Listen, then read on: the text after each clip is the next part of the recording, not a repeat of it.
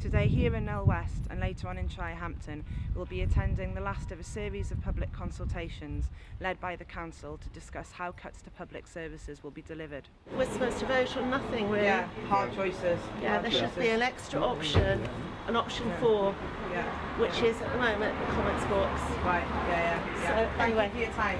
You're welcome. Good luck. Cheers.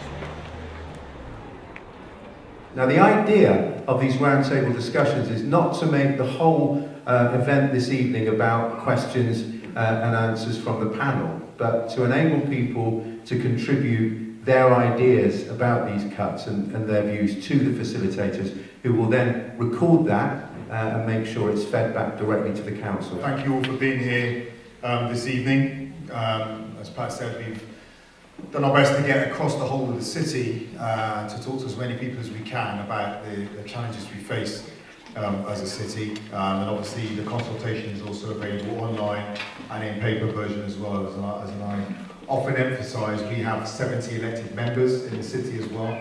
So these aren't the only avenues you should have and other people should have for making sure that their priorities are heard. The 5 areas up for cuts that are being discussed are school crossing patrols, public toilets, libraries, community link centres and community partnerships. Around 1,200 people so far have responded, and there are more attending today to find ways to limit the effect that public spending cuts will have on them. I live in Shirehampton and understand Bristol City Council are asking for views of local residents about how they want to shape the cities and particularly how the council spend money. My main concern is that we are killing the infrastructure of the city. So why are you here this evening? Well, I'm worried about the cuts. I'm a trustee here of the community association that runs this hall. Okay. And particularly the library.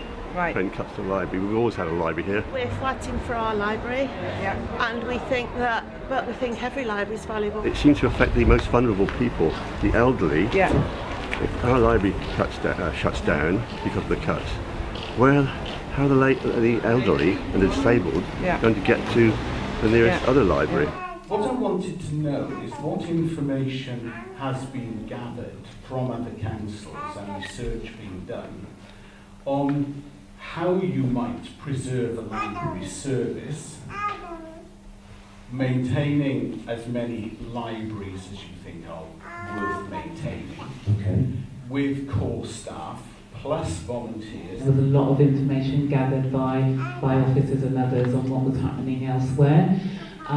So that hasn't been lost, and we are, as I said earlier, going to look at the proposition around paid staff working with volunteers as a possible solution, and that work is going to be ongoing. But it's something that was mentioned very strongly at the meeting with Love Libraries. I don't know if it's about my voice, and I don't know if everybody who's in the city who should have a voice has a voice. Yeah. That's a different matter altogether. But I think that when they started, they had a very clear idea about how things are going to happen, and the response that they got from people made them see things perhaps in a different way. Just to ask about how much I know is being looked into for corporate sponsorship. I know you just touched on it with that lady, but how can we be reassured that it's really been investigated in terms of the big businesses that work in Bristol and how much they should fund the libraries? Because Wick Road Library I think costs about £13,000 a year to run, which is obviously for something like Lloyd's or Aerospace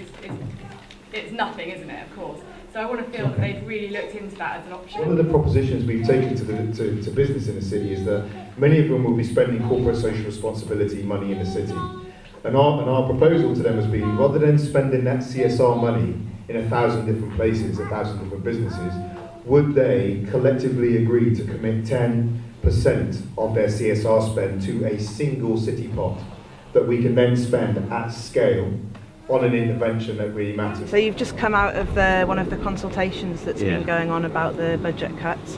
What's your feelings generally around the cuts that are being made?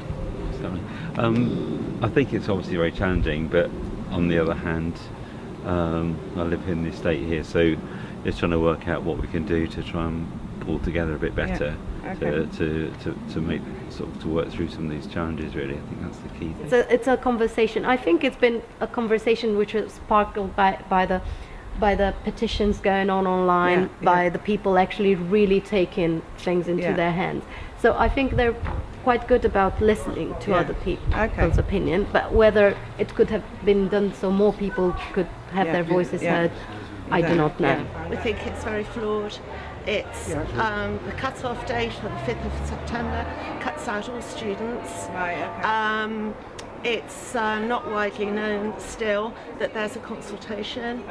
It's so big that people have, take one look at it and fight shy of it. I've been quite encouraged by both the turnout, by the content of the discussions and the question and answers that we've had, but I've taken a lot of constructive feedback from the table discussions that have been had, and I'm already feeding those into back to the officers to actually look at the art of the possible. Sometimes you have to turn these arguments on their head, and instead of just looking at the 1.8 million, 25% of the budget that we're cutting, to say we're still investing over £5 million in those people, and we need to find the very best way of doing it, so that a couple of years down the road we're not in the same situation and looking at chopping it again. It's a rock and a hard place, but do you feel that do you feel like there could be areas perhaps that aren't being looked at the moment where savings could be made? I think it's really difficult. I mean, I run an organisation myself with 180 volunteers, so it's a small radio station. So everyone's got an opinion about how it should be run.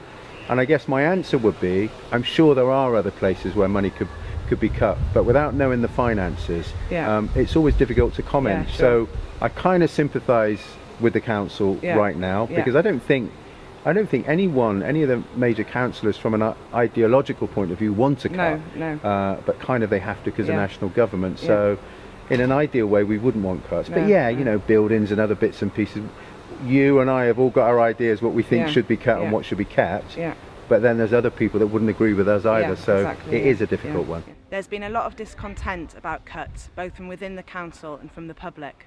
But the Mayor's been very clear about rejecting calls to set an illegal budget because it would only lead to central government taking over, cutting out the elected administration altogether. But the Mayor is challenging government. Along with the other core 9 cities, a Green Paper will be delivered to Westminster on the 12th of September. Also working with anti-austerity groups, the Council will be lobbying government to increase local funding.